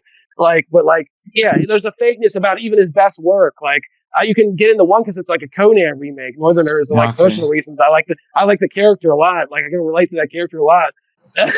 And that That's the only one of his films that I think has any value, and how it isn't like an apocalypse of him like killing his uncle. I mean, that's one movie that his like hit me. It's for me like an exercise. The way I can tolerate that faggot Arn Foskey's the wrestler, because it's like a separate movie. It's like that actor in the Northerners, but the fact that it's based on like Conan / Hamlet or whatever, it works. The way his pretentious faggotry doesn't work in other movies. By the way, we're big Nolo heads around here. Cuckold. I was using Cuckold way before the alt-right and shit. Like they became a big word. Like I don't know what year, but like Lucas Oil Cinema. Like me and my ex-girlfriends watch porno and use like those terms like normally. So like I love cuckold like versions of cock and stuff. I use it all the time, way before they ever did. So I'm not saying they took it from me, but that's just my natural way of thinking, anyways. Like you just mentioned, like nullo. Like I instantly knew a certain word. Nullo is a great term for a guy that has no dick. Like, but it just rings off the lips or the tongue or whatever. Something I like whose exception was like a fucking dyke is Ulrike Oettinger. She's German from Constance, Germany. She's half Jewish. Her mother was hidden in the Holocaust when she was like pregnant with her. Her father was a German expressionist artist, friends with Otto Dix, and she actually had nightmares of like SS men or Gestapo men being leather faggots. And in her mind, and this is actually about like she conflated leather faggotry with SS and like personal experience, and she put that in her movies. Like they're great, like Freak Orlando, which is like that not famous fag novel, Orlando or Dyke novel. Like, but like her aesthetic. That's what she's interesting is she's like Leni Riefenstahl with a deranged Dyke mind. Like the aesthetics and Leni Riefenstahl is already a Dyke. She's her own Dyke, but she's a straight Dyke. She fucked guys that were like 40 years younger than her. Like she's not a fucking real. She like getting fucked by men. See, like as women, like being filled is what it is. They have like like they need to be filled when they get like a cock in their pussy. That's why lesbianism is not going to work, right? Oh my God. Like it's even the biggest dyke. Like when it comes down to it, they have to be penetrated. Women need to be penetrated. That's the truth. And any honest will admit it to you. Like if you know them or whatever. They still use objects kind of like modeled after. It's sadism. So I don't know how it even works. It's though. It's not the same thing. Somebody fucking you, it's the opposite sex. I can imagine it's sick. If some woman like fucking taking a fucking inanimate rubber dick shoving up you is this fucking the most unsexual thing ever. Like it's just gross. Like shoving up. It's sadism. That's what lesbianism really is. Is sadism. It's like fucking women up because the one that's like straight is the one that gets fucked up, right? I was like, why would you shove your fist up a woman's pussy? Well, they do hate each other. Like lesbian death. Like and like I said, I've been with girls that they're not like I know I can like they're not like you can tell girls to turn on or whatever they tell you any much you can tell a guy is and like that's bullshit. It's a problem. Any woman can be converted. There's always a guy for even the biggest bull dyke like out there. But anyways, going back to Rick Oettinger, she's a midpoint. Her aesthetic is like on point. Like she did a version of Joan of Arc set in Mongolia called Joan of Arc in Mongolia. But like she did a lesbian pirate film, that's one of her best, called Madam X, Cruel Ruler, and it does this like Blade Runner type cyber dyke pirate, the main chick who was a girlfriend to Beam of Blumenstein, this blonde chick who was essentially with the punk scene in Berlin, like Jörg Buckwright. Yeah, there's an overlap with the punks and the faggots and stuff, or queer, whatever the fuck these people call themselves. And Buckwright, and there's another gay director called did Taxi Zoom Clo, a gay dude about fucking like dudes all over in bathrooms. It means taxi to the bathroom. But she's in his films too, like all the really deranged gay directors from the 70s. But Ulrike Oettinger is, a masculine lesbian, right? Like she's a dude. She so like her mind's more like a man, but it's deranged. Like her movie Freak Orlando is if you like took freaks and like made 20 different more types of freaks inside the movie itself. Like they don't have narratives. But she also being half Jewish in that one of her movies. She has like a overtly Jewish character, played that fat dude Peter Kern. It's in like Cvrtcast films and Fassbender. Peter Kern, he's dead now. He's a filmmaker himself. He was a homo, like morbidly obese.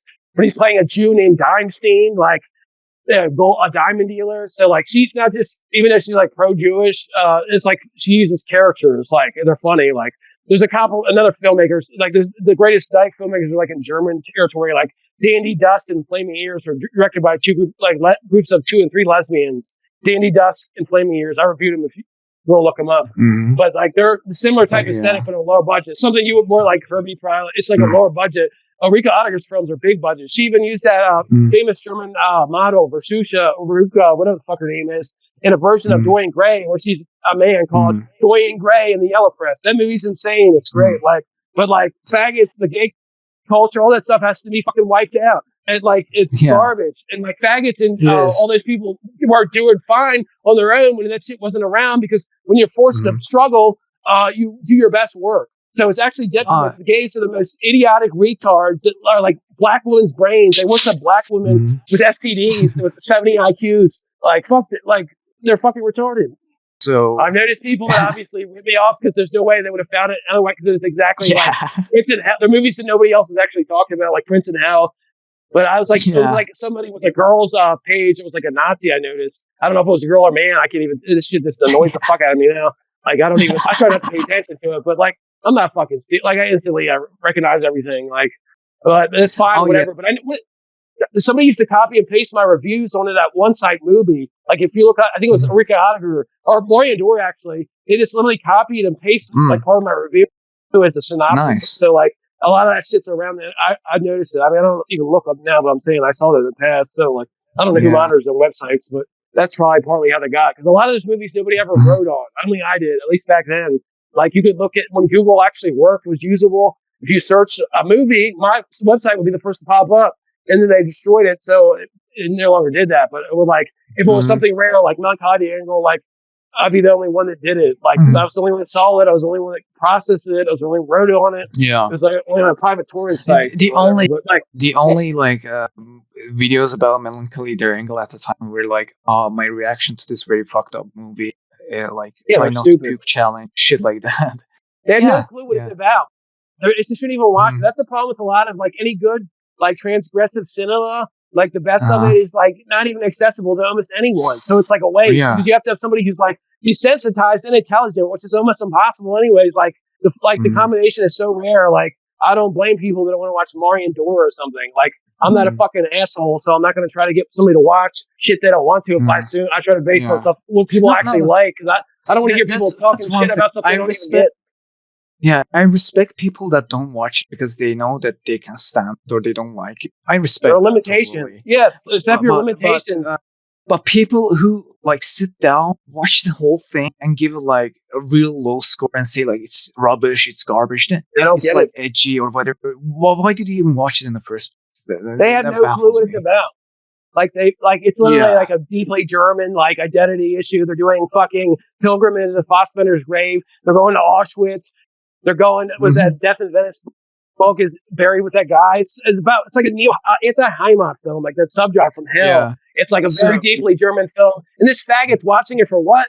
They don't even know what it's about. Shock value, basically, to get shocked. It's kind of how people watch horror movies to get scared.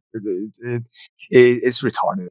Even then, horror movies aren't even scary. I'd say so. At least. I watched it and I scream. Yeah. Now it's just so. There's this in Melancholy Angle on the Letterboxd website. When you go on, there's a top review from a guy who's dead from a drug overdose, who says it's a trash film. I took that screenshot and said that Marion Doris. Yeah, I said that Marion Doris still lives and you're dead. So how'd you know he's dead though? Or whatever. It's when you go on his profile, it says in memoriam, and it also somebody did that on a fucking movie site, some faggot gay. They did that shit on Facebook. I know, but on a movie Legacy, that's so depressing. It's fucking depressing, my mom died. I don't know, somebody swooped in and deleted her account later, some bitch. I'm not gonna say, but it is weird. Somebody's dead and the account's floating up, but does somebody actually monitor it it's a living statue or something, or living? That's what it's really. It's very necrophilic, in a gay sense, not in a hot way. It's it's in an evil woman. I'll use that shit to pour it out for whatever reason. There's nothing lower. Yeah. They do, bro. Black people love going to funerals. They have shirts. They'll have the dead person. They all wear a T-shirt Tyrone dead 1922. It'll say his name and doing whatever gang sign. They'll all wear the T-shirt. It's like a graduation. It is. I'm not like this is normal around here where I'm at. I'm in like rural Negroes. Right? I've been in all the Negroes sitting. These like rural Negroes, but they're all like that. They like it's like a grand festivity for a dead nigga. Like that guy. It's like so tacky. Like white people do that shit too. Like you'll see some redneck dude. Like in memory of Leroy, 2024 died on his fucking mountain bike. I mean, 4-wheeler, whatever. Damn. He's a bitch. Like a real redneck would have died. Sorry. Like you can't kill like real or can't kill real rednecks or white trash or white trash. Two different things. But like if he died, he's not a real deal. But like you'll see that shit around here. Even like it's really like I don't know what people are suggesting. I guess some people really are like being objectively tributing to their dead relative. But to me, that's like cheap. Like or like a tattoo. Like I remember if, like a relative died and you like saw it on your arm every second. It would like cheap it to. That's so good. Yeah. Some guy I knew that. It's dead now, actually, who never knew his father. He had his arm tattooed with his like dead dad he never met on his arm. It was really actually fucking depressing. Like that's why I remember to this day. I'm like, he's fucking dead now too. He's fucking dead. He actually his voice appeared in one of my films, but he was like from this really trashy background. His name was Morris, like a made up name. It's not even a real name. You gotta release your films, bro. Like did you maybe like whatever I could send them to somebody? But I got a couple, but like one of them had to be edited, but the one guy, I mean, they were about my friends, but same thing, saying like that guy's fucking. The guy did a prank phone call to another friend of mine's autistic, and like I knew he would just like act normal and just go along with the fucking prank phone call where he's like, but that guy's fucking dead. But like this weird like thinking about he's dead now, and he cheapened his own father's life that he never met, but it was just like a bad. See how that bad karma or whatever, like of like. That you have nothing to grab onto as a human, that you have to like, for this guy you never knew, this father you never knew had to like, and feeling the need to have this indelible mark left on you. And then in the end, this guy died really fucking young anyway, probably before he was 25 or something. But like, that's it's nothing left in this shithole society. And like Phantasm, it goes back to Phantasm, like the people actually worship like proletarian death, love control. It's like people worship the lowest death now is the only thing in life now in America if you're in a rural area. Like the biggest festivity is somebody's fucking death of a drug overdose. And in Phantasm, it's like all the people are dying, literally. The families died and they're being turned into midgets sent to hell. That's obviously allegorical. That shit looks like out of Fellini Satyricon or Julius Spirith use of like it's red. But like it's all that's what got me into this film, to be honest. That's what really stuck out when I was a kid. Like I remember escape videos got me into art films. Like before I was in art. I remember when I first saw it, I saw parallels, at least for me, with Suspiria, with how for sure blood red color. Yeah, totally. Like the plain white interiors, then you'll have these scenes where explosive red and shit like that, and also some kind of like supernatural red stuff. Red sky and shit like it just reminded me of Suspiria when I was really getting but it's like when I saw this as a kid, like I just saw this randomly, and I just I watched AMC. I didn't even remember the name, and then see it a couple of years later again and got the name.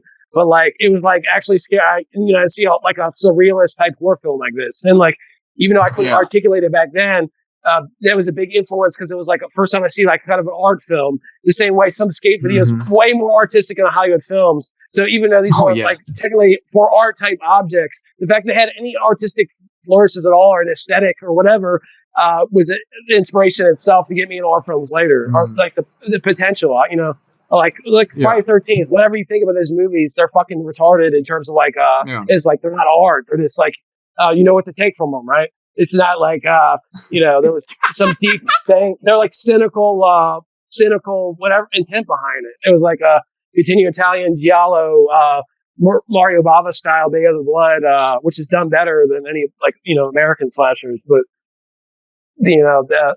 as Phantasm deserves the title. It's phantasmagorical because it's singular. There's nothing like it in a phantasmagorical way.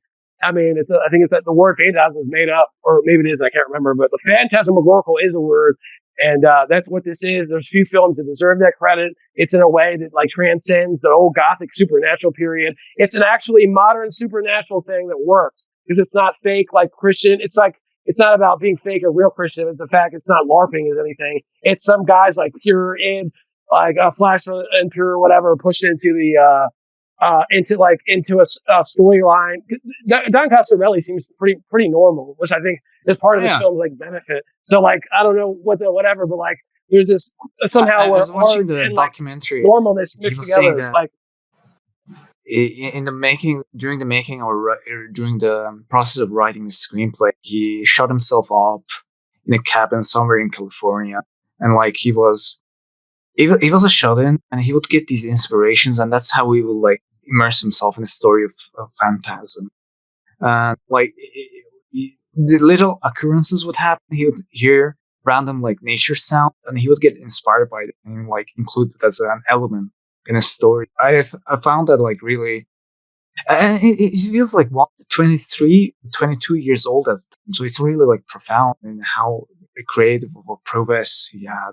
Yeah, he was an early bloomer. He already directed movies by then too. He already directed a couple. I never seen he made like Kenny and Company, which is like reusing the same cast and the people and shit. I'm trying to remember. Oh yeah, have you ever seen any of his later stuff? I mean, Bubba Hotep. Yeah, I just mentioned. Have you seen? I've only seen Bubba Hotep. There's that comic book movie that was actually popular. John dies in the end or something. John dies at the end. I've been curious about it. I've only seen like 10 or 20 minutes of it. I think it has like Angus Scrimm in it even. I think I can't remember. Like I even watched it all. I had to rewatch it, but I don't remember it being like. I just remember it was like actually liked by people. Then when it came out, it was like like more mainstream than anything he had been doing. You know, he's the aesthetics remind me of like.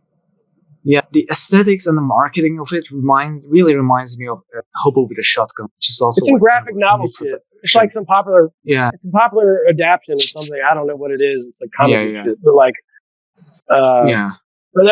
But yeah, like there's so many things we haven't talked about. Like that last movie was great. It's got archetypes and they seem organic. You could say the tall man is a symbol of possibly a man leaving or whatever. The gray part of the organic man is demonic, and that is represented by him. Mm-hmm. These guys are like stuck anywhere between. They're part of a dead civilization. They're fighting off his like extermination of society.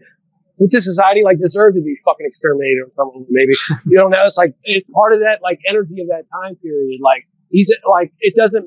It's not about being Christian or non-Christian or Satanist or anything. It's about whether you're spiritual or not, and whether you can tap into it. Because every single age has its different thing going on. This is obviously an evil age right now, right? I think most people agree.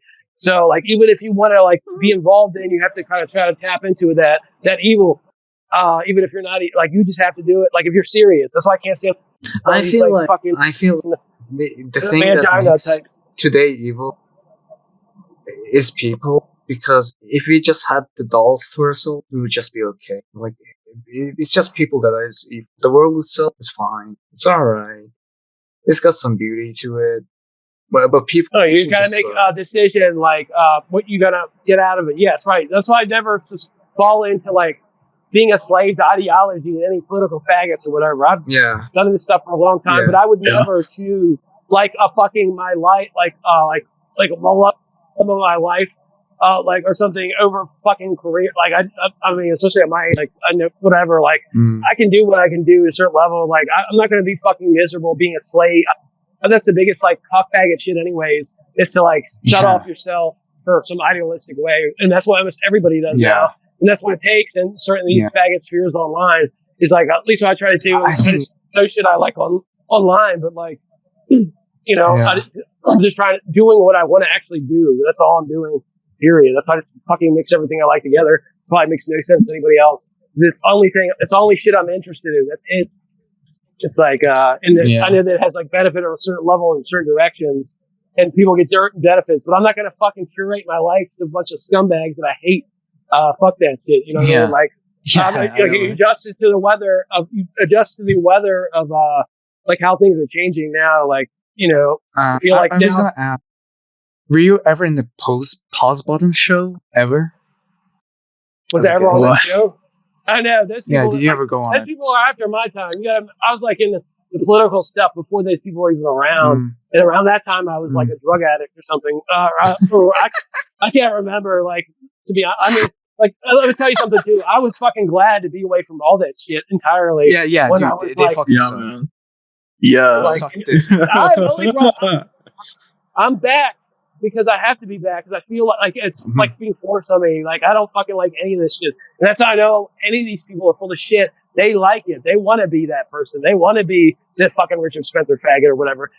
But that's how you know you can't trust them because you have to actually take on like the fucking misery of it. Like somebody that's acting like they want to do this is that's a red flag. If somebody's never played sports, going back to sports and military, is that you do best man for the job is the right thing for anything. Anything you do in life, accept it. When a group of guys get together, whatever, it's best man for the job. You just do it, and that's how you get the best job done collectively. This society doesn't work that way. It's like whoever is a whore that sucks somebody's cock for this, and they could be the shittiest person in the world, but they're rewarded for the treachery. And that's they want. And on top of the no reward from people in charge is that the masses are made retarded and this garbage culture by idiots. So like it's a win-win for the people in charge to use idiot whores to brainwash people into stupidity, right? That's what you just have to reject. And that's like one thing I can say I'm doing with my thing. It's not political. What people probably think I'm out of my mind, like combining what I like as interest. It's all the same to me. My goal was always to like fucking destroy the main, like what I knew was wrong, the lie of academia, like film studies, all that stuff. If I didn't know it was like fucking garbage, it's like I had when I studied film, I was like, I had to invent it because it didn't exist. It's all lies. Like, whatever it is, feminist analysis, Freudian, all that stuff was lies to me. So I was inspired to create it. That's how you have to like, it's all about like to be like, arriving at the truth, even if the truth is bad.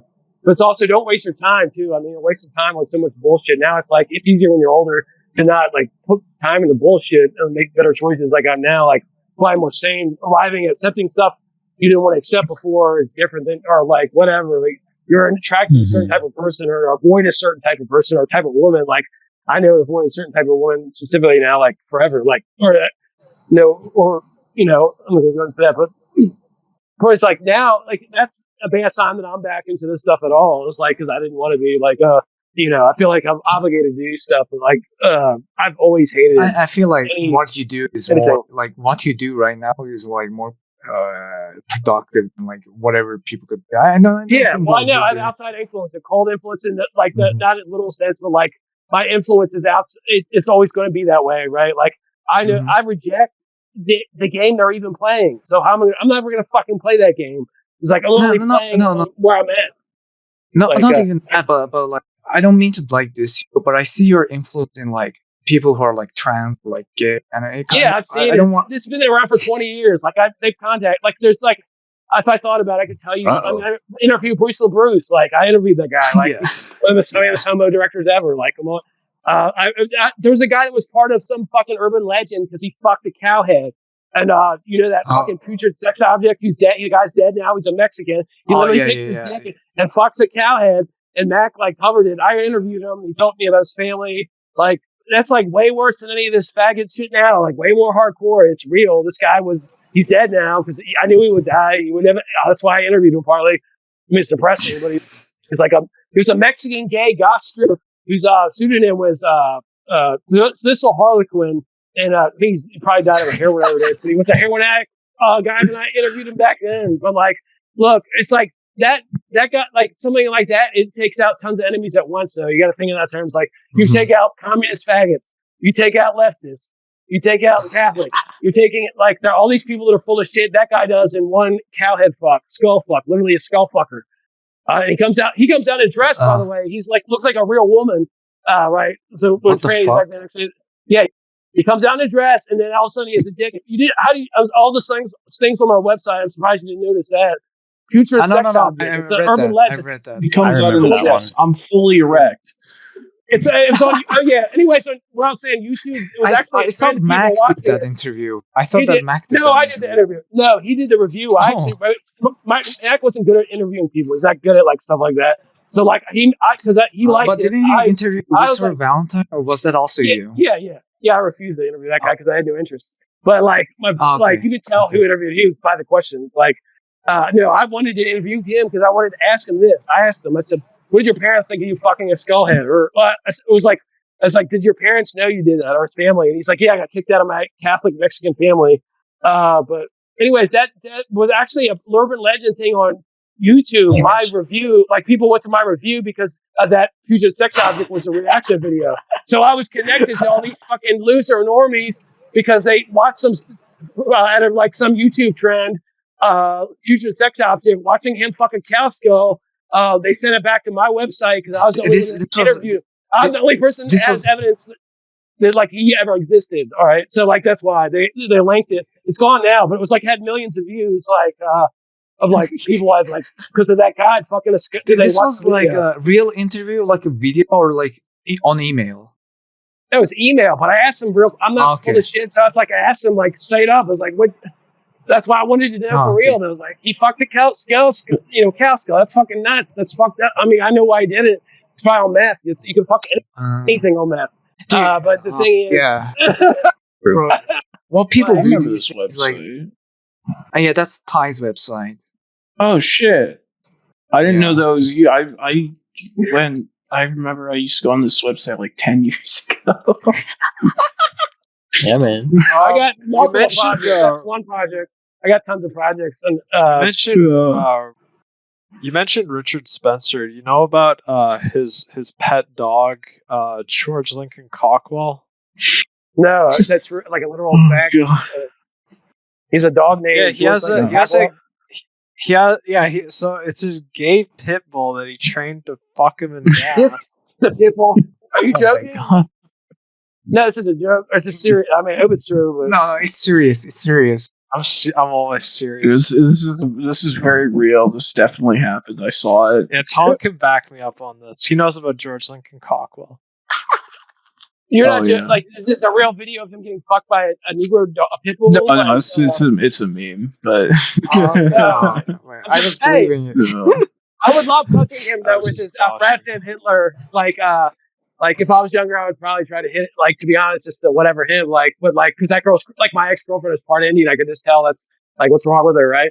But like he's the biggest fraud ever. Like I told you, my Richard Spencer. I knew who he was before he was famous. He was a fucking Ron Paul libertarian faggot. And I saw him at a convention in like 2008 with all these other people, like Stephen Taylor. That's how I know all these people. The people that are in charge now are back then colluding. So like Richard Spencer was always a fake. He's literally look it up online. He's coined the term alt-right with a Jew named Paul Gottfried, who was like as a little Holocaust survivors, whatever, to gatekeep the right. He created Spencer is just a fucking Shabbat schoolboy, a figurehead. He's no brains at all. He's a dumb whore. And like my friend, like Dick Kerwin actually online, like made him look like a total fucking retard by asking. Like, he was doing Spencer's so lame. He did a fucking speech on like Chinese economics, which I doubt he wrote. But the fact that anybody would be that gay, there you go. So like afterward, and this, like I said, 2008, he was a libertarian. No, it was weird when he later became a fake neo-Nazi. But anyways, my friends like just do some hilarious thing like, so if you have so and so Chinese roll belts at this right, like just making fun of his whole thing. But he's just a fucking dumb bitch. Like the guy's a fucking bitch. I'm telling you, he's like a fake. He's a fraud. Like he's one of those theater kids that they keep talking about. He's literally is a theater kid. He did. If you look it up in the hippies, he did Oscar Wilde. Literally, like that was his interest. Oscar Wilde and shit like that. He's literally a theater fag, and he doesn't have brain of his own. Hitler's got he talked about the burgers, and he was like, you know, and you get a nice hamburger with some sautéed onions and mushrooms and a slice of Swiss cheese. Now that is hot stuff. You can get that at a number of places. Whenever we have burgers in my house, I always recite that. That makes me laugh. His dream is to be James Bond, but he's too gay. James Bond is a fucking faggot. He's became a Nazi instead. Bond is a faggot, right? He wants to be he's a faggot that wants to be another faggot. Bond is an epitome of like empty, fake masculinity. The only guy that has no balls would think James Bond symbolizes any masculinity. He's a fucking bitch. Like the character's so gay. I thought it was a parody of masculinity, isn't it? Like I thought that was like the whole point of the original film. You know well, it's always getting tied up, right? Because it's like some gay thing. But it's fucking. The books are actually pretty interesting. Because like the guy that wrote them is like actual like the real deal. Yep. Yeah, the real deal. Like it's like it's there's some pretty strong parallels between shit and like Bond books and like actual like Jewish pedophile shit. Oh, it's crazy. It's funny. The fuck? Yeah. Yeah, like I all like those. when he like, said that was the other thing I liked when Richard Spencer said when he was talking about some like soccer ball hooligans, and he was like, "Oh, these ultras, they're so niche." That wasn't the. Or I mean, like, listen. That was he sounded like gay. a fruit bowl. I remember someone saying that. He said it in the fruitiest way ever. It made me laugh. Hey, I used to talk sometimes to I'll just think about it. I'll just think like, how Nietzsche? And I'm just like, man, I can't believe you said that. Dude, I used to talk to his wife when he was like married to her. Like, he's a total cuck. Like, his wife did the subtitles for Andrei Iskanov's movies, like Philosophy of a Knife. His wife, Nina, Russian one. Like, she's way cooler than he is. That's how I also know wasn't that the slam isn't a chick? That he divorced? Yeah, that's the one he threw down the stairs. That's so gay, because I think I saw a picture of her. She's smoking. I will actually. Never mind. She's way whatever, but you can tell it's like she's a beard. Like, that dude's not whatever. He's a bitch, he's not getting any. She has a beard. Whatever, like he beat the shit out of her. Like, beard is a faggot hides behind a fake woman. That's what she is. Like, he's a closet a beard. Yeah. That's what. Obviously, she's a beard. She's way more masculine than he is. Like, but anyways, the point is, like, the guy is always a fraud, and also so when I got him into that Eurasian garbage, Duganism and stuff, she's Russian, so that's fine, whatever. But you got to be the biggest faggot ever to be a wasp and like suck Dugan's cock. Like, going back to the Ambrose Bierce definition of Russian is like somebody with an Anglo-Saxon body and a Mongolian soul. Territory mimic or whatever, but that's like true. Like, that's pretty good. Which is, like, fuck, no, the guy's not trustable in any way. That's why I'm being objective. I'm not just here like to talk shit. The guy is total compromise. He's an idiot. He's a whore. He's a faggot. He's a coke addict, probably. Like, he's a stupid bitch. Like the fact that he let somebody punch him in the face and he just like acting like a bitch. Like, they kept him around. He started the alt-right like 3 or 4 times. It's also how it's fake and astroturfed. He literally failed every time until 2016 Trump. Like, the first thing was a shitty website with Colin Liddell and some other fag called like alternativerightdash.com, and he's so evil he just like deleted the site without telling the editors right before. He's like betrayed people very badly multiple times, and that's why it's a shock that anybody tolerates him. And I've always been separate because I have like normal instincts. So I can tell these people are fucking skate scum. I don't need fucking evidence that Richard Spencer's a fucking bitch. Like, they're all compromised. Not one of those people, even if they're telling the truth, like, they're weak people. Like, so let's say if they were honest, Richard Spencer was honest. All it would take was somebody to fucking get his ass like busted for something. He would like rat to the cops. That's how you have to think. All these people that are like, whatever. None of these people are trustable. I'm telling you, like, at an instinct, not one of these influencer faggots are trustable. They would, even if they're honest, they will fold. Every one of them will fold. They're weak people. They're whores. They're like cluster B people that just want attention for attention's sake. The little definition. They have no brains working on, and they have no actual real beliefs. And that's why they all seem like prostitutes. Like, what is that new homo, Hermes or something? There's no way some motherfucker like that is like a white nationalist. I mean, maybe I'm so out of touch, I don't get it. But there's no way. I don't even know that who guy. that is, dude. He's some like Aryan looking fag. Like he like goes. You just reminded me. A little bit. In one of the episodes, you called Niggy a tranny. Niggy is not a tranny. He's not a tranny. He's just an anime girl avatar. It's not a tranny. It's a real person, dude. That's a hacker. Yeah, I know. Hacker. Yeah, I know. But that's a tranny hacker, right? No, he's not. No, tranny. Not a tranny hacker, bro. I thought that was I'm sure there probably is a tranny hacker that goes by Niggy, but Niggy, I think, is like. That's what I'm talking about. I'm only talking about the tranny hacker. It's the only reason I know about it. No, Niggy isn't a tranny, bro. So what is it? He's not talking about the cartoon. He's talking about the fucking some person that uses the name. What do you not understand? What are you talking about? Yes, people know who the person is more than the show. Like, nobody knows the show. Like, people know who the person is. I never even knew it was the show. The character's name is Nikki. Her name is Nikki. Her name is Nikki. She's from the Anime Idol Masters. She's one of the Annie girls from that show. I'm gonna fucking kick your ass. Anyways, this tranny right here revealed that all the blacks had low IQ, right? Like on their like a major like NYU. So they're like a white nationalist tranny or something or whatever. That's why I'm saying this is a big event. Like, that's why it's more like known than this tranny character you're talking about or whatever, or non-tranny or whatever it is.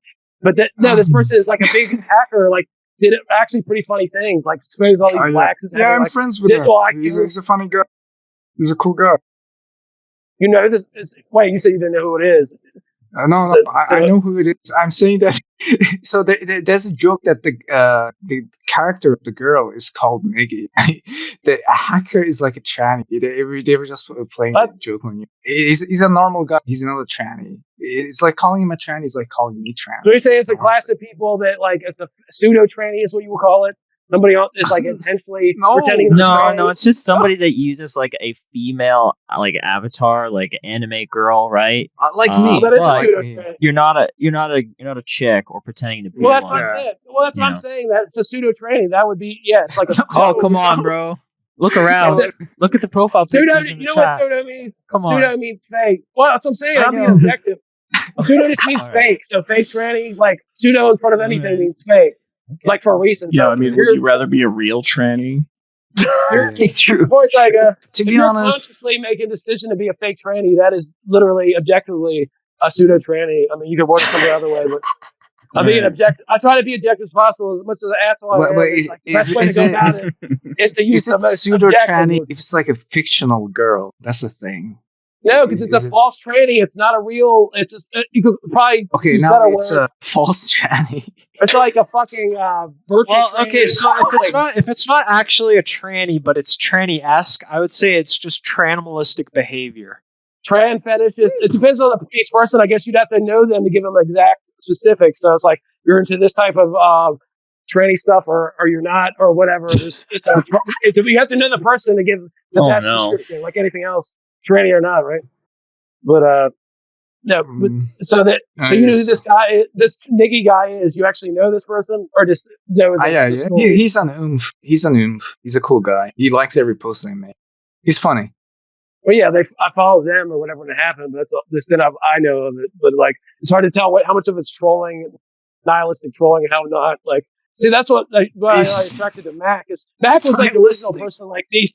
Mac was the first one of these people that did all this shit, like to an insane level. Like I didn't fucking pay attention. That's how it worked. Like beneficial relationship with me and him is I don't even know what he's doing. But like going like that kind of nihilistic trolling where it's like fake tranny. To like he convinced people to give them their social security numbers and weird stuff that didn't even make sense to me. But I'm like a sadistic. But like the point is like his online trolling was on another level, like a more it's so funny because them cheeks. You got the social security number. That's how you get it, dude. You just got to spread the cheeks and you get the social security number. It's that easy. Apparently, like you're just doing it for the yeah. Apparently, people online think I'm a woman, and they like start flirting with me in DMs. I'm like, bro, that's usually how stupid average male. It's depressing, dude. Wait! You mean the people who have like a cute cartoon girl as their picture? It's not a woman. What the? That's not why it's bad, though. Yeah, what the hell? Like the guys are so desperate for pussy. They're so desperate for pussy that the faintest idea that there might be a pussy anywhere, even though it's online, somebody far away, is like they're going to totally compromise every moral they have and become a slaughtering idiot, like buffoon. Give me that pussy. Give me some of that pussy. Like that kind of fucking my dick. My dick. It's very negretic behavior. If you I have the opposite. Only do it if you think you can get it. Like, don't waste your time unless you're actually trying to get something. Don't talk to girls unless you're trying to get with them. It's a waste of time, like unless you're practicing. Yeah, true. Yep. I have the opposite where like sometimes women like approach me and they try to start something. It's kind of gay. I really hate them. Yeah, women approach him and they're like, "Yo, do you want to bump pussies?" And it's like, "No, I'm not a lesbian. I'm a man." Fag hags, like fucking fag hags. I fucking hate fag hags, bro. Yeah. Like spiritual homosexual women. Is what it's a bar, but like that's a red flag. Like I've been with so many fag hags, like and like that's a red flag. Yeah. Like any woman that's like an ex-sex worker is probably a fag lag. And usually like spiritually male homosexual, mentally like I hate that because you know why they're fag hags? Because like gay men like really see them in a diva sense that gives them like they feel like goddesses, and gay men they encourage each other to be evil. That's what it is. They hate women. All right, homos fucking hate women. They're honest. So like these faggots are like ways women to kill themselves. Like I remember on Exit was a stripper said some faggot encouraged her to become a stripper. Like because that's what evil women do. That's why women aren't really friends. It's like they tell them the opposite of what they want to destroy them, sabotage them, and any woman whatever is honest about it. But like going on with the same with this, like anyways, keep going. The intersexual competition of women is just sabotage after sabotage after sabotage, and there's no like. I gotta go, boys. Ben, don't get it. See ya, bro. Like later, dog. He heard that. There's no sisterhood. There's no such thing. Yeah, like I've been in those situations myself. Like you got girls like a girlfriend, like some other girl try to sabotage, or the girl you're with talking shit to some other girl. Like I found out my one like girlfriend was talking to my wife. Like they'll find any fucking thing you can imagine. So make sure that you have that in mind. Like I don't give a fuck now. Like I have my eye on whatever to get, actually want something now for the first time ever. But like most women nowadays, especially after the war, and that we had a male or the ones that let possible happen. Like kind of there's no sucks or whatever. It's like the toughest dyke is the winner. Like, and I think that's why they took out Weinstein and shit. I think it was really an inter-Jewish war between the males and like the lesbians. Weinstein was a fucking supporter of the Clintons, like the worst leftist garbage. And they took him out like he was one of their fucking whatever. So like shows you, and that shows you how bad this like sleazy Jewish smut peddler. Still, like movies were better when he was around because it's that fucking bad. Now it's just like pure like lesbianic static from hell. Like this boring bullshit has no meaning because it's all like done by these lesbian whatever's to like manufacture fake bullshit so people can be controlled. Because that's like the slave mentality way of controlling is they can lie and deceive and whatever. Because I think of it this way, evolutionary speaking, if you're smaller and weaker, you have to use your mind. That's what why they're evil. Like why I had no morality is because in the past when men definitely dominated, women had to become more clever. But that's also like a society now that's been feminized entirely where the men are not men. And the most evil women who are the most removed from their actual organic femininity, lesbians, at the top is a sick society. It's a society that promotes black rapists and whatever because it's beneficial to them for those things to happen because they can only control that way. They can't control like the white man. The white man can dominate through physical willpower. Will to power, the blonde beast. The blonde beast conquers the world until he got cucked by Christianity or whatever you want to call it. That's another argument. My point is though, like it's like technology is able to ignoble to rule with and destroy the world because Aryan man is left. He's gone. He's maxed out. You could argue like with Mailer that the moon landing was the peak of like Faustian nihilism or whatever. But like ever since then.